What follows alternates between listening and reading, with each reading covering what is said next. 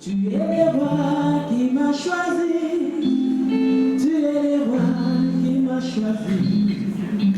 Tu es le roi qui m'a choisi. Tu es le roi qui m'a sauvé. Tu es le roi qui m'a aimé. Tu es le roi qui m'a sauvé. Tu es le roi qui m'a béni. Abandonné, tu m'as ramassé. De la mort, tu m'as sauvé. Du péché, tu m'as délivré. Tu es le roi qui m'a aimé.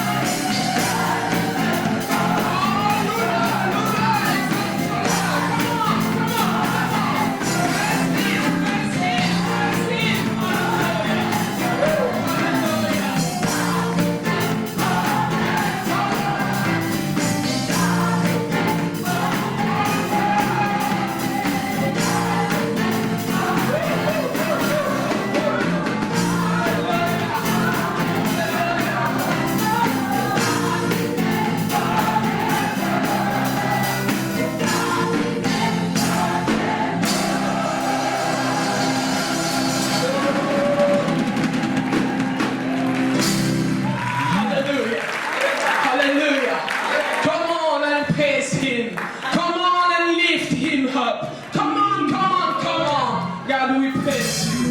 God, we thank you. Hallelujah. Oh, bonsoir, bonsoir, bonsoir. Bon après-midi. Je voudrais que quelqu'un me réponde. Bonjour, bonsoir. Alors, je l'ai dit comment? Je te dis bonjour, je vous dis bonjour ou je vous dis bonsoir? Oh, merci.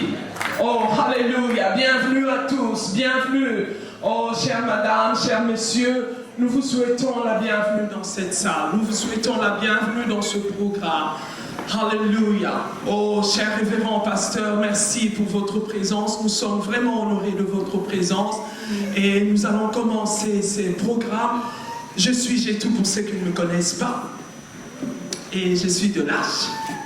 Merci pour votre présence. Et cet après-midi, pour ce programme, j'ai à mes côtés Didier.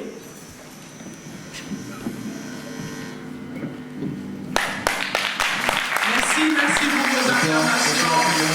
Oh, merci. Bonsoir. Bonsoir. Voilà. Didier est là pour me seconder dans ce programme pour ceux qui ne comprennent pas le français. Il va faire la traduction pour ceux qui ne comprennent pas, qui ne parlent que l'anglais et le néerlandais. Ok? Déjà pour commencer, j'aimerais savoir si parmi nous il y a des gens qui ne comprennent pas bien le français. Mieux encore, je vais le faire en néerlandais. Zijn mensen die geen Frans begrijpen? Door uw vinger omhoog te steken, kan ik u zien. Apparemment, il n'y en a pas. Does anybody don't speak French? Who doesn't understand French? Visiblement, tout le monde comprend français, donc on va le faire en français. Ok, merci. Oh, merci pour vos encouragements, merci. Et nous allons pas monopoliser la parole. Au fur de ce programme, nous allons faire intervenir des personnes et nous allons faire intervenir des groupes. Ok? Et déjà, je vais inviter l'homme de Dieu, le révérend pasteur Guylain Kalala, pour nous faire un mot, une prière d'ouverture. On va encourager le pasteur par les applaudissements.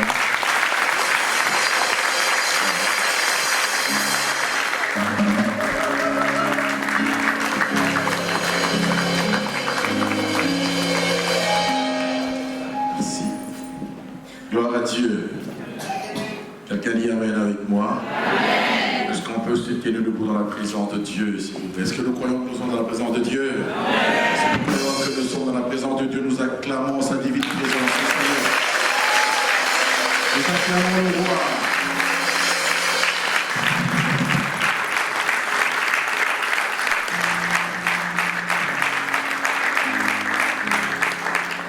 Je suis très honoré par mon frère, le pasteur Robert Yalé, et je bénis toute cette assemblée. Le fait que vous soyez venus en ces lieux, dites-vous que vous êtes bénis. Amen. Nous allons tous élever nos mains vers le trône de grâce de notre Seigneur, parce que ce moment lui appartient. Ce moment était prévu depuis l'éternité. Il savait dans sa préscience que nous allions nous retrouver cet après-midi en ces lieux, pour encore élever nos voix vers son trône de grâce, pour l'adorer. Seigneur, ce soir, les fruits de nos lèvres confessent ta grandeur, ta puissance, c'est que tu es. Et nous voulons te dire merci. Nous te présentons cette offrande, Seigneur, qu'elle monte vers toi comme un parfum de bonne odeur. Nous te disons merci parce que nous croyons que nous sommes déjà bénis en ces lieux. Certes, il y a plus de 2000 ans, il y avait des hommes et des femmes qui t'adoraient. Mais ce jour-là, tu diras à la Samaritaine que tu cherches de vrais adorateurs. Ceux qui t'adorent en esprit et en vérité. Des hommes et des femmes spirituels qui se présentent devant toi avec un cœur sincère, un cœur droit et qui élèvent ton nom, Seigneur. Ce soir, nous sommes là, Seigneur Dieu, pour te dire ce que tu es. Pour te dire ce que tu es et ce que tu fais, Seigneur. Nous voulons te dire merci. Nos mots sont tellement faibles pour te dire ce que tu es, Seigneur. Mais nous voulons, Seigneur, exprimer ce que nous sommes incapables de dire par des acclamations et des alléluia ce soir.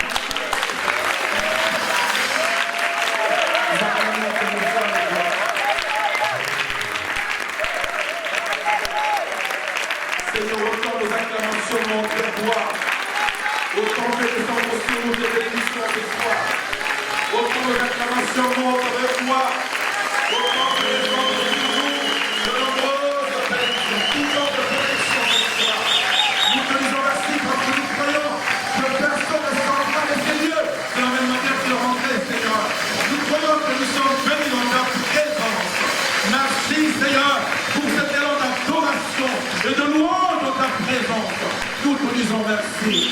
Merci pour ces choses que tu as préparées d'avance, afin que nous puissions les pratiquer. Nous te disons merci. Merci Seigneur. Merci le roi de gloire. Béni soit ton nom, toi seul béni de gloire. Digne d'adoration, encore une fois, digne d'acclamation. Des alléluia et des amen.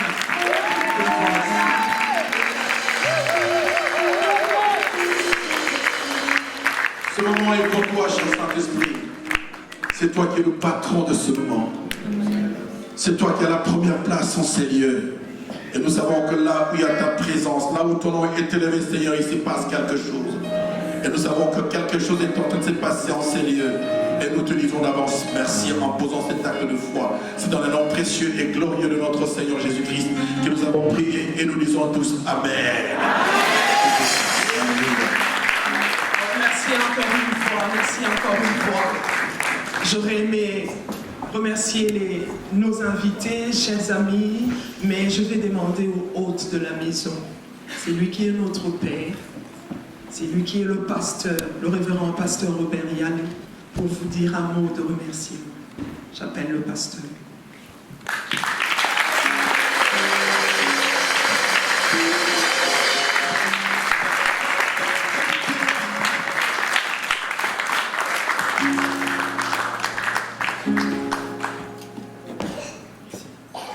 Alléluia. Quelqu'un peut dire un bon Amen ce soir? En fait, depuis que je suis arrivé, j'ai l'impression qu'il y en a qui n'ont pas encore compris que nous sommes venus célébrer le Seigneur. Et quand on célèbre le Seigneur, c'est dans la liberté du Saint-Esprit. Nous poussons des cris de joie, nous disons des Alléluia, nous dansons, nous glorifions notre Dieu. La Bible dit, quand j'ai m'écrit, loué soit l'Éternel, je suis délivré de mes ennemis. Quand nous louons le Seigneur, les chaînes tombent. Quand nous louons le Seigneur, les portes s'ouvrent. Quand nous louons le Seigneur, les fondements de nos prisons sont ébranlés. Alors ce soir, je voudrais vous inviter, vraiment à passer ces temps dans un esprit de célébration. Oui, il n'y a pas que les équipes qui vont passer ici, qui vont célébrer le Seigneur, mais nous, en communion avec eux et en communion avec l'Esprit du Seigneur. Amen. Amen. Je voudrais vous remercier, vous tous qui êtes là. C'est parfois des journées chargées, mais vous avez accepté de venir partager ce moment avec nous. Merci d'être venus. Merci à toutes les délégations qui sont venues de loin. Il y en a qui sont venus de France, notamment les pasteurs Kélan Daniel Kalala qui est passé tantôt, qui vient de Paris. Il y a le pasteur Alain qui vient de Lille. Il y a le pasteur Gabi que j'aime bien, qui vient de la ville. Alléluia. Et plusieurs autres. Merci d'être venus. Nous vous souhaitons à chacun de vous la bienvenue. Amen. Nous sommes un peuple, le peuple de Dieu. Il nous a rachetés en Jésus par son sang. Il n'y a plus de barrières, des langues, des cultures, des races, des dénominations. Nous voulons simplement être un peuple qui l'élève, qui le loue et qui l'honore. Amen. Amen. Sentez-vous aller cet après-midi au milieu de nous et réjouissez-vous ensemble avec nous alors que nous louons et nous bénissons notre Dieu. Amen. Amen. Alors les thèmes de cet temps, de cette journée, ce sont les vrais adorateurs. Amen. Amen. Nous ne sommes pas venus pour prêcher. Je vais quand même demander au pasteur Alain de venir nous dire en 5 minutes ou juste un peu plus, nous donner une petite idée de ce que ça veut dire que les vrais adorateurs. Après, nous allons entrer dans un moment de louange, de célébration pour la gloire de notre Dieu. J'invite le pasteur Alain de l'église Les Rochers à Lille. Nous l'acclamons et nous l'accueillons dans le nom du Seigneur.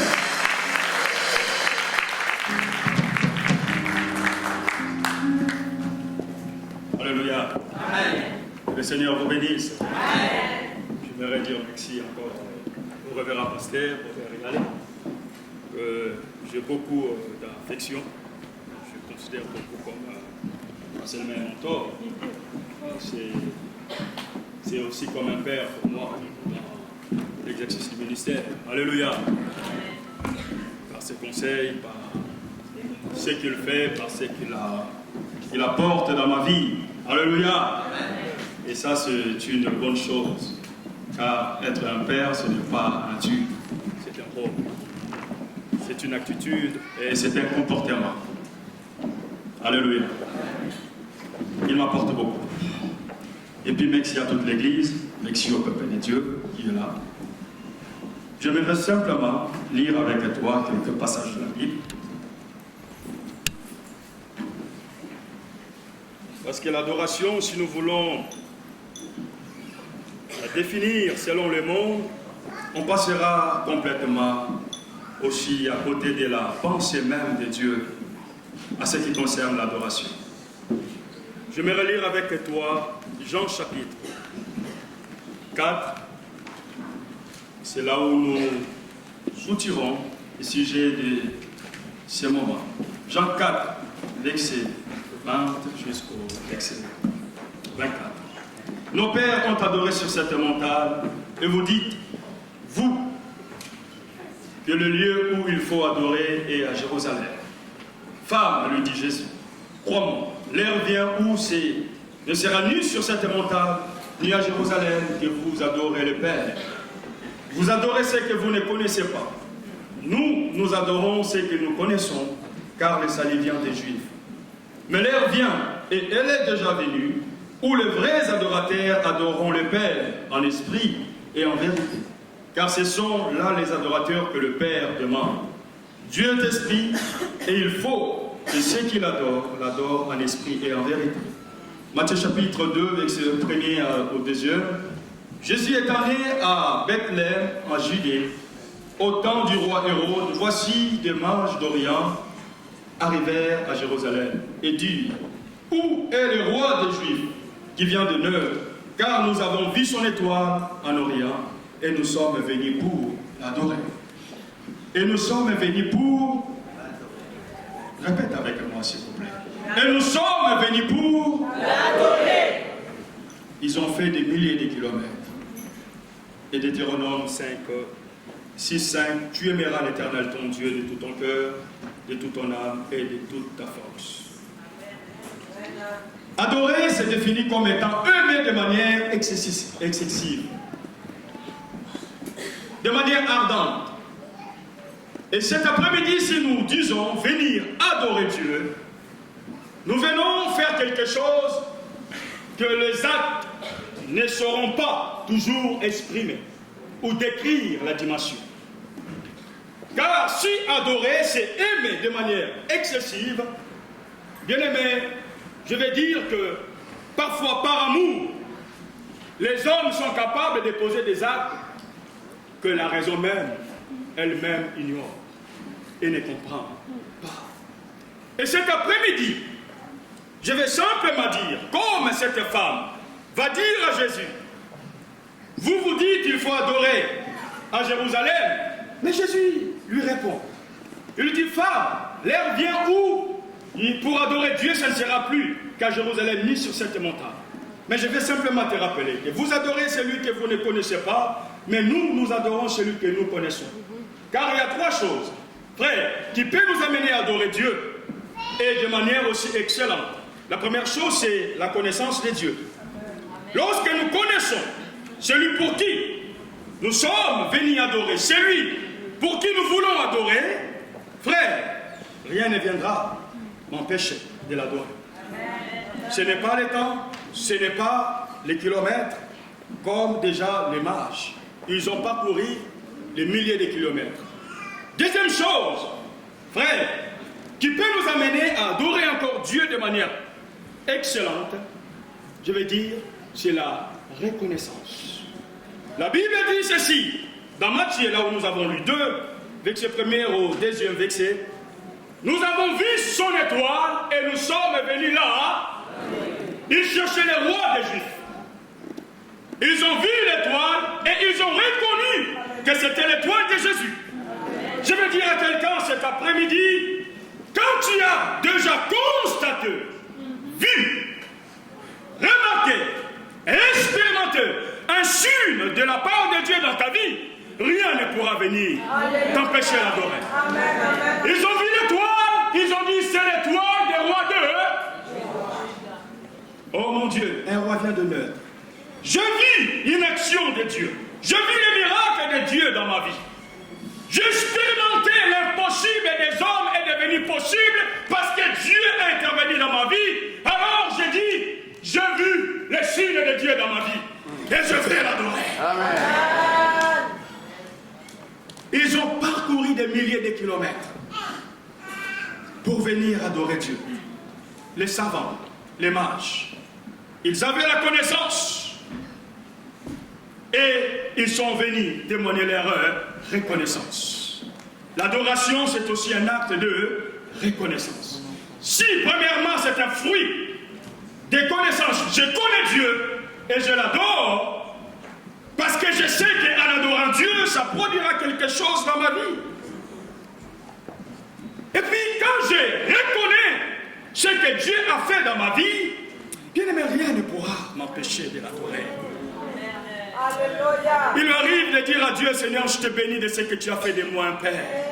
Alors que j'étais venu en Europe seul, mais tu m'as multiplié. Alléluia.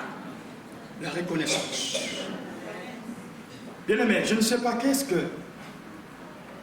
qui peut t'empêcher cet après-midi d'adorer Dieu. La vie que tu as. Tu l'as payée parce que tu veilles sur ce que tu fais. Mais c'est une grâce de Dieu. Le souffle que tu as, c'est un signe qui montre que Dieu t'aime encore. Adore-les pas, ne serait-ce que cette reconnaissance. Tout ce que tu as, je ne sais pas qu'est-ce que les hommes n'ont pas dit sur ta vie. Quelles sont les limites que les hommes n'avaient pas définies dans ta vie. Mais au jour d'aujourd'hui, il y en a, quand tu les croises, ils te vivent. Tout ce que tu as vécu, c'est Dieu. Le miracle, c'est Dieu. La transformation de ta vie, c'est Dieu. Alors, reconnais cela et adore ce Dieu-là cet après-midi.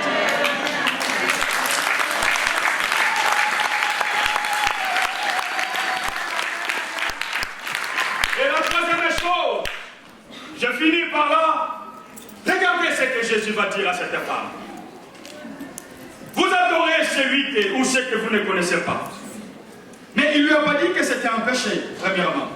Vous savez, parfois, on dort par ignorance celui que nous ne connaissons pas. On court après beaucoup de choses. On te propose des choses qui sont en dehors de la Bible. Et comme tu penses que tu trouveras ta satisfaction dans cela, tu cours après cela, par ignorance. Mais aujourd'hui, écoutez-moi, frère. Je vais dire à quelqu'un cet après-midi, adorer. C'est encore tellement profond lorsque nous adorons Dieu par amour. Tu aimeras l'Éternel ton Dieu de tout ton cœur, de toute ta force, de toutes tes pensées et de toute ton âme. Regardez ces résumés. Oh Seigneur. Frère, la Bible dit l'amour est plus fort que l'amour. Même si je n'ai pas encore la connaissance de Dieu comme il se doit. Même si je n'ai pas encore expérimenté le miracle de Dieu que j'attends depuis des années, mais puisque je l'aime, je vais l'adorer. Oh Seigneur! Oh Dieu! Le Seigneur dit dans sa parole, j'aime ceux qui m'aiment. Et il dit, parce que je t'aime, je te garderai. Et c'est qu'après-midi, je dis à Dieu, et j'aimerais que quelqu'un dise avec moi, Seigneur, puisque je t'aime, je vais t'adorer. Car l'amour, lorsqu'on aime, frère éternel, frère bien-aimé, l'amour nous amène à souhaiter ce qui est bien. L'amour nous amène à dire des choses qui réjouissent le cœur. L'amour nous amène à mettre dans des conditions qu'il faut chez lui connaître. Et l'amour nous amène à adorer Dieu comme il se doit. Cet après-midi, adore ton Dieu parce que tu l'aimes. Car en adorant Dieu, crois-moi, il y a quelque chose qui va se passer. Quand quelqu'un connaît Dieu, un vrai adorateur, il adore Dieu, non pas seulement parce qu'il a reçu quelque chose. Il adore Dieu non pas parce que seulement il connaît ce Dieu-là, mais il adore Dieu premièrement parce qu'il aime Dieu. Pour ce qu'il est, pour ce qu'il fait. C'est ça un vrai adorateur. Ce ne sont pas les circonstances qui l'empêchera d'adorer Dieu. Adore Dieu comme Paul et Silas, alors qu'ils étaient dans la prison, enchaînés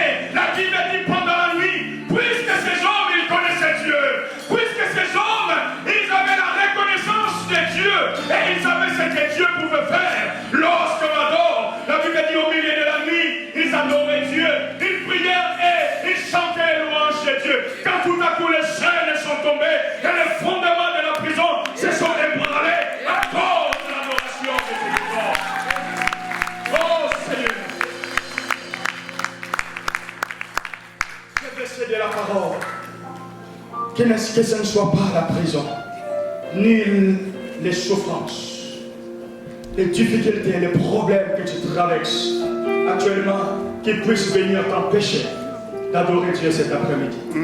Mais je vais dire, Jésus le dit, lorsque